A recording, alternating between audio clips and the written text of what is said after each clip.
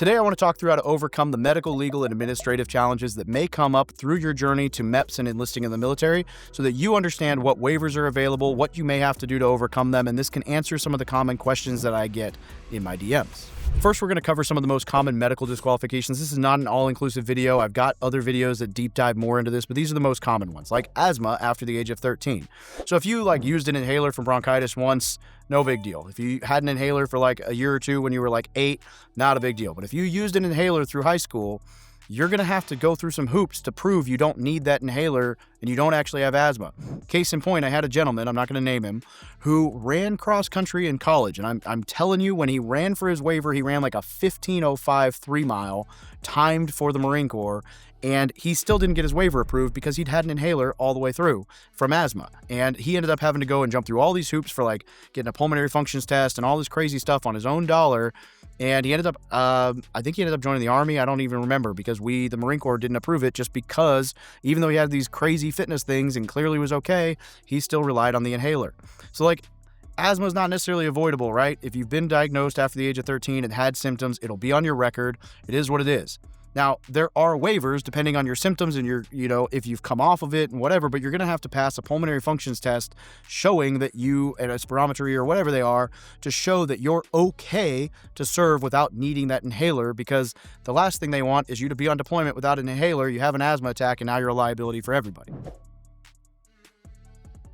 Some branches will prioritize getting this waiver run for non-combat jobs, making it easier. Every branch kind of handles these different. So it can be, I would say, moderate to high difficulty for the asthma waiver, but it is something that you can get approved. And then, it's going to be harder for combat or special forces MOSs for obvious reasons. Mental health is another big one. Depression, anxiety, ADHD, stuff like this. You can get by without needing a waiver for this, or at least without it being a major issue, depending on when you came off the medication, how long you've been off, how well you functioned without it. So if you're on depression meds for a year, may not be the worst thing. But if you're on ADHD meds all the way up to current, you're going to have to come off of them for 2 years and prove that you were able to succeed in society, and sometimes this is report cards from high school, report cards from college. You're going to have to prove that without those ADHD meds, you were able to function for that 2 years in order to be eligible for this waiver. And even then, there's a cutoff where past this date, your chances just go way down. I think it's 16, maybe 14. Bottom line is, medication for mental health issues is taken very seriously in the military, and it's really going to come down to why you were prescribed, how much you exaggerated your health concerns, or maybe you didn't exaggerate, but if they were really that bad, then that's going to be an issue. How long you've been off the meds, can you function without them, yada, yada. So every situation is going to be different, but if you had those medications, you're going to need to talk to your recruiter about it, share when they were. You're probably going to have to get, character witnesses, waivers, showing that you were able to succeed in life without those medications once you came off of it and you're functional. These are not easy waivers to get approved, right? The mental health stuff is taken pretty seriously. Vision problems. Some of this can be avoidable, right? Astigmatism, poor eyesight. If it's correctable, you're fine. This isn't usually a huge DQ. Generally, if something disqualifies you from a vision thing, they just need you to go get an eye exam and test some stuff out, or maybe whatever. But the colorblind side, you can't do anything about, and that doesn't impact your ability to join. It just impacts what jobs you can do. It very much limits the jobs you can do in the military. But other vision issues need to be correctable, whatever, that you need to have a way to work through them. Hearing loss. Once documented or you fail an audiogram, this one can be really tough to overcome. You're going to have to, if your hearing is actually bad enough that you can't serve, I don't know that there's a waiver. They're not going to let you enlist with a hearing aid. Now, they'll let you stay with a hearing aid, but this one's not an easy one to get approved. So hearing loss, wear ear protection if you're in a loud environment and you're thinking about joining the military, but just try to protect your hearing as best you can, because that one can be a disqualifier. Orthopedic injuries, chronic issues like knee, back, shoulder problems, this can be a big thing. History of major surgeries, limited range of motion, all that stuff plays in. So if you've had surgeries in the past, you're going to need proof that the surgery was successful. You've not needed anything else. There's no complications. You're fully able to function in order to overcome these issues. If you've got chronic knee or back issues, you're going to have to prove that you've managed to cope. They've gotten better. They're whatever. You can't just have this thing wrong with you your whole life and then be oh, I'm joining the military, everything's fine. We need to see proof that you've successfully overcome those issues.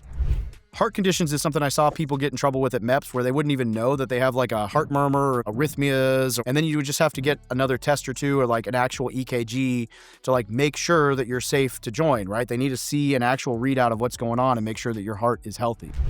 Skin disorders like eczema, psoriasis, severe acne, really all that stuff, it can be treated a little bit with like medications, but it's really going to depend on the severity and whether or not it's treatable. Like eczema can be a disqualifier depending on how bad it is, but again, something that can be treated and cleared up, and then you can be okay.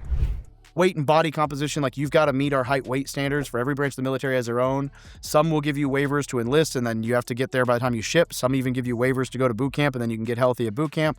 But every branch has specific, like for this height, you have to be less than this weight, more than this weight range.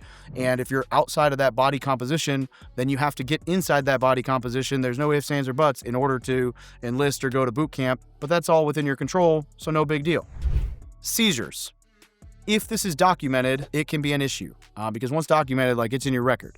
But it's going to depend on whether or not you need medication, when your last episode is. I've seen people enlist in the military who had a history of seizures because maybe they hadn't been on medication for like 6 years and they hadn't had a seizure in like 8 years. I don't know all the stipulations for every branch, but if you've got a history of seizures, you're going to need to provide all those medical documents, records, and maybe even sworn statements from parents and coaches and whatever saying like, no, it's never been an issue.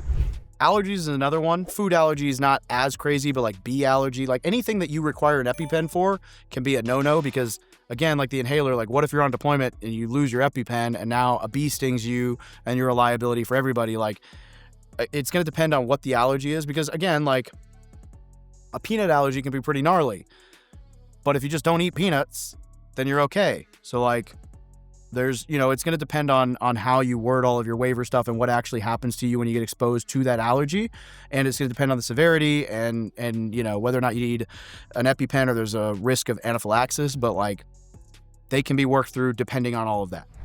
Substance abuse, right? If you are currently dependent on drug or alcohol, or you've got like a history, or, maybe there's legal involvement there or whatever, like just be honest. But just know that depending on what that usage looks like, it could create a problem for you. The best thing you can do on the medical side is if you know about an issue, bring it up to your recruiter, talk to them about it, and they'll guide you through like what waiver ability, what to say, what not to say. Because some of these things, like kids will be like, oh man, when I was like 8 years old, I used to run up the stairs and get out of breath. I think I had asthma. Well, did you ever get documented? No. Did you ever have an inhaler? No. Well, maybe you're just out of shape. Don't self-incriminate. Like don't self-diagnose yourself as asthmatic if there's nothing in your record, because that'll shoot you in the foot. But also don't lie about stuff. Say you had your labrum replaced and you've got the 3 surgical scars and you go in and you're like, no, nothing. I've never had any surgeries. And the doctor's like, well, those 3 scars are very clearly a labrum surgery. Let's talk about it. Like, don't shoot yourself in the foot because that could have been a waiver and now you're, lying to MEPS and it's a whole different process.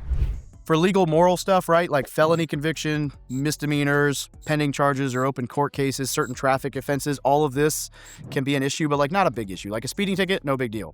Certain traffic offenses can be like, if they're super recent or excessive, like you basically just need to like pay them off, no big deal, and just be good, like no open tickets when you go to boot camp, but like not a huge deal. Same with like pending charges or court cases, got to be resolved before you go to boot camp.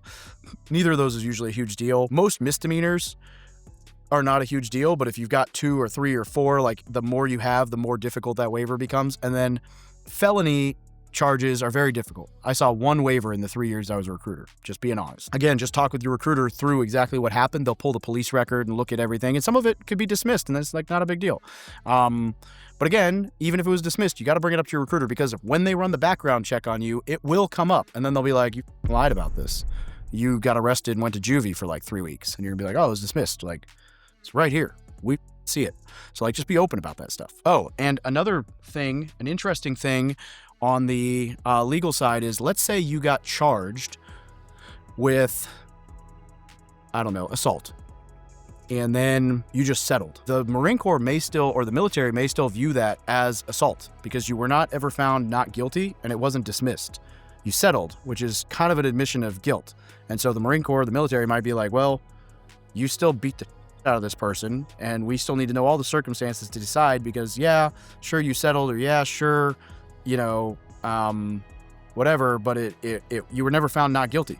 So like, this happened, and we're more concerned about the moral side of it than whether or not you got the charge.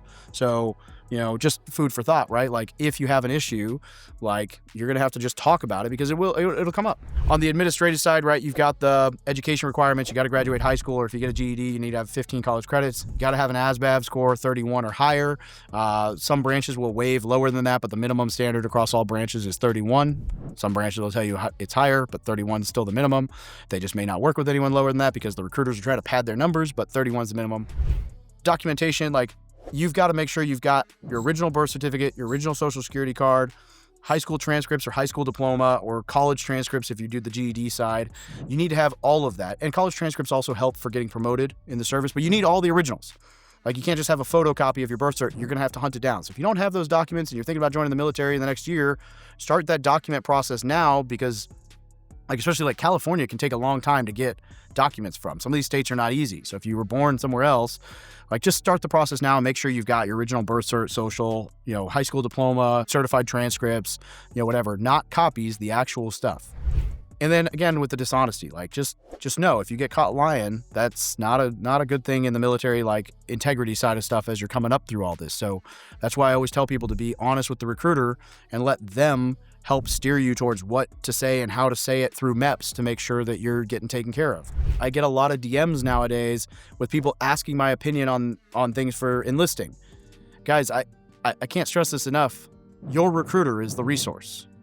I have not been a recruiter in 9 years, and I only recruited for one branch of service. So if you're looking to join a different branch of service, their answers are probably going to be a little bit different.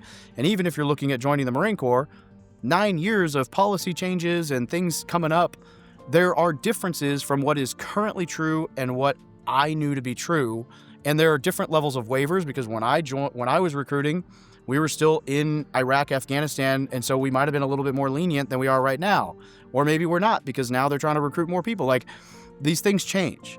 And so your best resource is to call or walk into a recruiting station and ask them the question that you would be asking me, because they're there to help set you up for success. If you're DMing me, I might be able to help, but it's getting a little overwhelming, and unfortunately, I'm not the best resource anymore for this. I've been out of the game for a little while. I'm giving you the generalities and the basic guiding principles here, but if you want like specific answers to your situation, A, I don't have your legal docs, your medical docs, your whatever, where your recruiter can get that.